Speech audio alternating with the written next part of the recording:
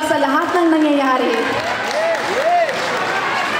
Hamakin mo, tayong mga Pilipino, inuuna natin yung pamilya natin, pinipili natin mapalayo sa mga anak natin para lang maghanap buhay, para mabuhay natin yung pamilya natin. Pagkatapos yung mga taxes natin, yung bayad natin sa benefits natin, kukurakutin lang ng bangang administration.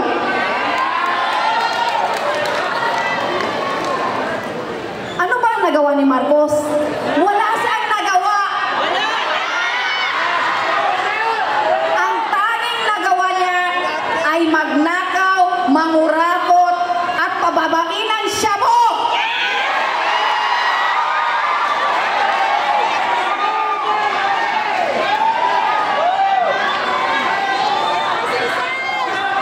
Mas bumaba ang shabu kaysa bigas. Real talk. Tama ba? Puro drawing na lang. Asan ka sa kakatanim lang? Aaninin lang? Palibhasa kasi, sabog na sabog. Ngayon, nananawagan ako sa aking mga kapatid na Muslim. Tumayo po tayo, lumaban. Makisimpatya po tayo sa ating mahal na Tatay Digong at sa kanyang mga anak.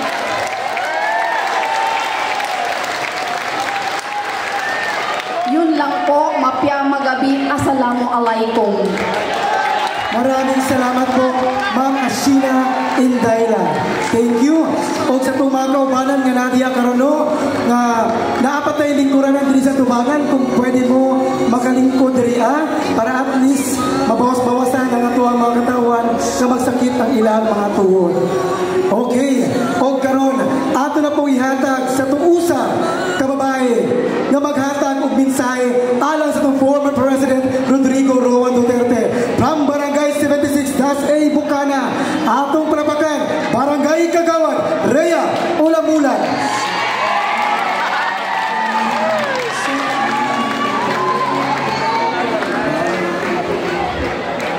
Gabi sa tanan, dili siya maayo. Gabi sa tanan. Sorry. Nakasabot lang ko sa gibati ini. Isa ko kaanak sa sa Barangay 76 punong barangay Robert E. Ulan ka.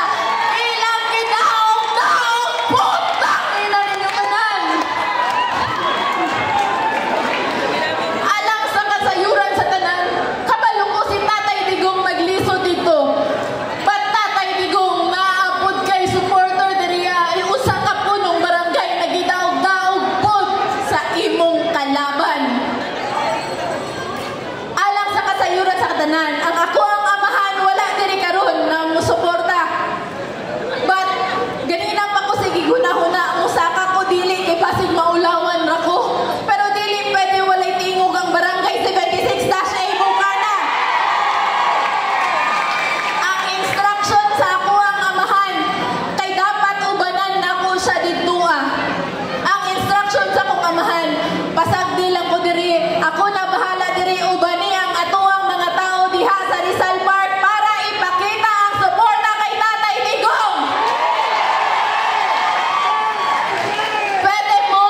Pwede mo mustong karon sa social media sa akong amahan, kaganinang hapon gikuha siya sa atuang PNP. Utang ina!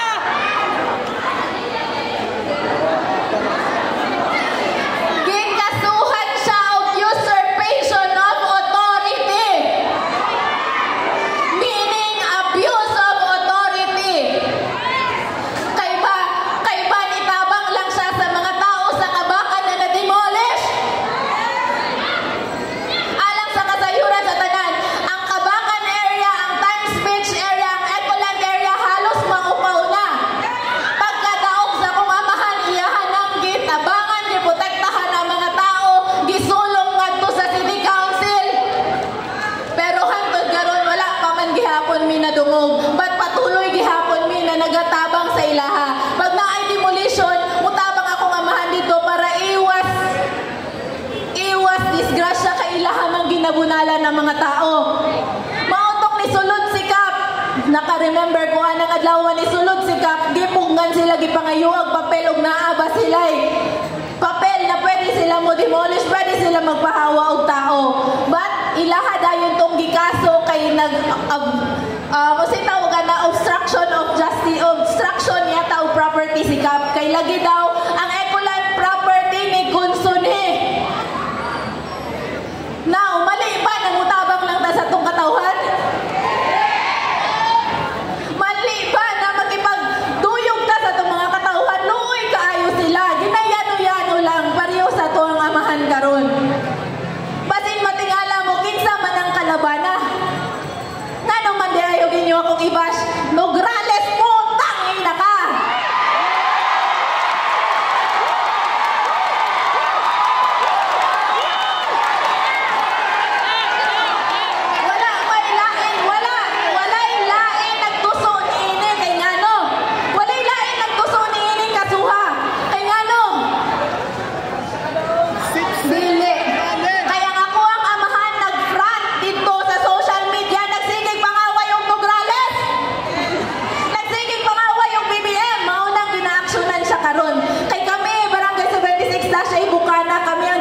Barangay. Ang akong mamahan daghan kaayog supporters. Bansinan ninyo ang iyang mga post, daghan kaayog sharers. Mga February siguro giaksyonan na nila take down ang iyang Facebook. Ilahan ang gihak kay ngano para wala na makadungog sa tingog sa Barangay 76-A Bukana. Para wala na makadungog na kami pamilyang ulan-ulan supporter mi ni Tatay Digong. Grabe kaayo gyud. Grabe kayo tagatanaw mi kaganina sa video ni Tatay Digong. Sakit kaayo gyud paminawon. Ako usab ko kung anak sakit ko kayo nahitabo sa kong amahan na orange, naka-orange na t-shirt background na yung pangalan. Usurpation of authority, abuse of authority unsa man na. Ngano man gyud tirahon ang mga nagtarong og trabaho? Sama sa to ang Tatay Digong. Si Tatay Digong, grabe ang protekta sa atuwa, tapos yano-yanohon lang nila, kinsa man sila. Grabe. Karong adlawa ako ang sister-in-law, okay lang ba sir? Kanina lang yun. Karong adlawa akong sister-in-law na sa hospital ng anak. Ang pangalan sa mong baby si Vion. Pero grabe karong adlaw og history. Istorya na lang manggid ni Puhon. Story na lang ni naa na lang ni sa libro Puhon.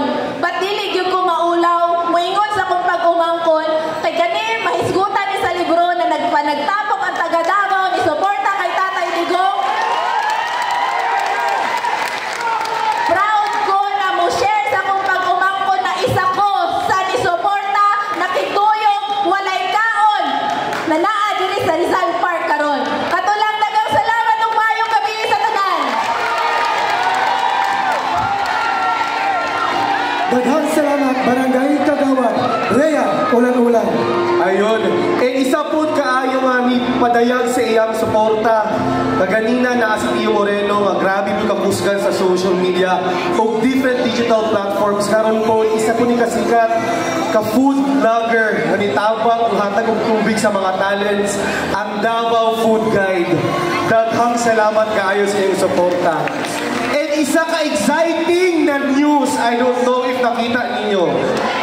According kay Attorney Lambino, TRO na! Nanay temporary restraining order! According kay Attorney Lambino.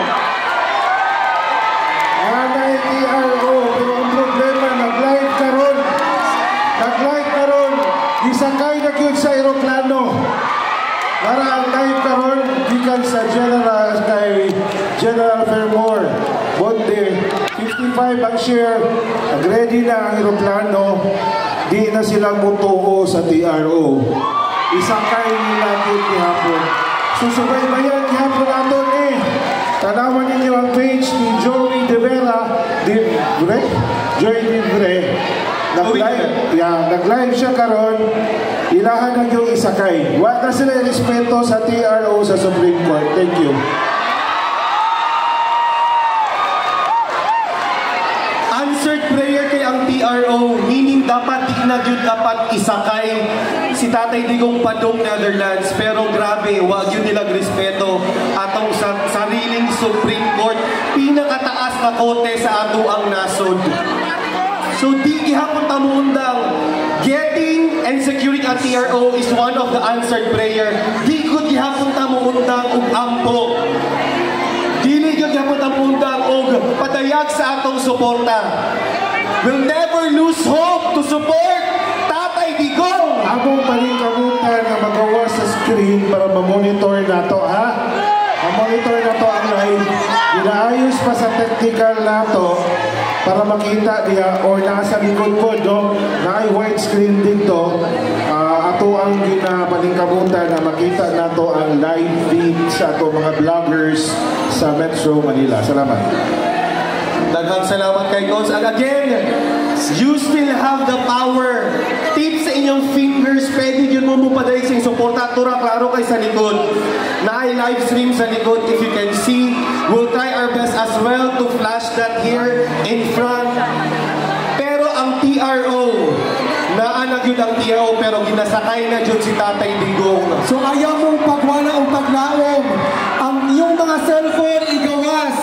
Diha ta na magkusog o kuha ang suporta sa itong former President Rodrigo Roa Duterte. O again guys, dili na ito yung ampo isakay siya sa aeroplano padulong Netherlands. Kay kung madayon ang iyang paglupad padung Netherlands, naana siya sa jurisdiction sa ICC. Wala na tayong kapangyarihan na mapabalik siya sa Pilipinas. Mao na magpadayon yun nag-ampo.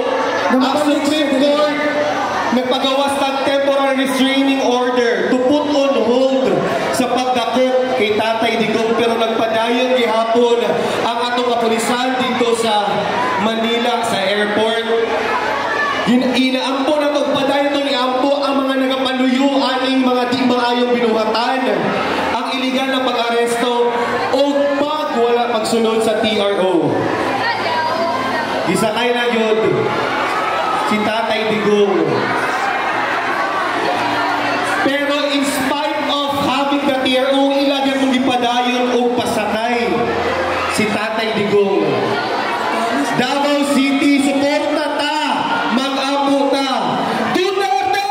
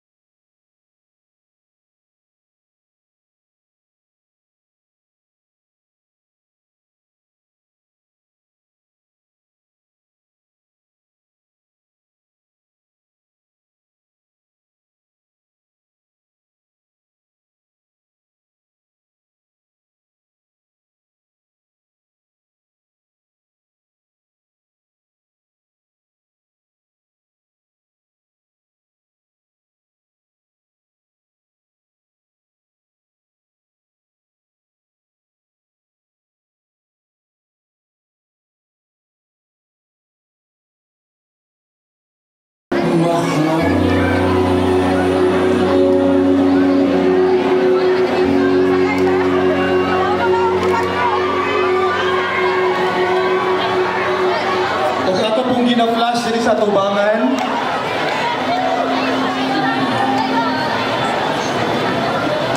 care of SMNI, the masking again na anay TRO, temporary restraining order.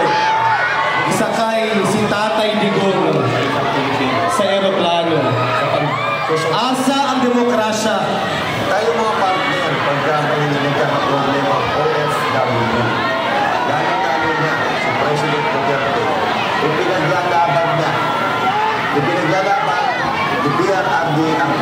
OFW na yan hanggang sa huli niyang hininga. Dahil bibitayin na ang OFW na yan, ipinaglalaban ni PRRD, gumagawa siya ng paraan para hindi matuloy ang pagbitay sa OFW. Pero itong lintik na Nicolas Torre na ito, dating presidente ng Pilipinas, napakaraming nagawa sa Pilipinas, tinaasan ang sweldo nila sa mismo Hoy, Torre! Putang ina ka! Duterte. Mga kababayan katulad na sinabi ni Coach Oli, sana makita pa rin natin si PRRD dito sa Pilipinas. Hindi ko, ang daming pumapasok sa isipan ko eh. Ang daming pumapasok sa isipan namin. Pero wala tayong magawa. Wala tayong magawa dahil mismo ang gobyerno natin hindi natin malapitan. At parang sa tingin ko, mismo ang gobyerno natin ang nagkanununin sa dating presidente ng Pilipinas na hindi nila mapantayan, hindi nila magawa yung mga nagawa itong dating presidente na ito. At minamahal ng karamihan sa mga Pilipino. Kaya ayan, pilit nilang pinapatahimik, pilit nilang ikinukulong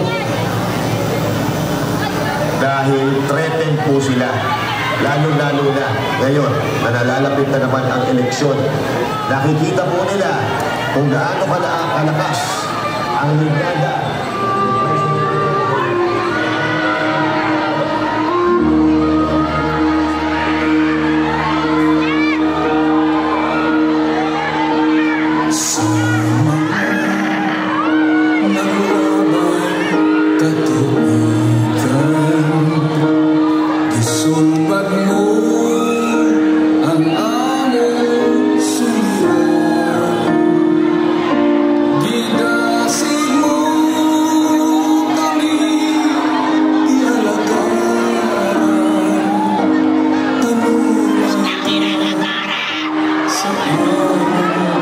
Giliran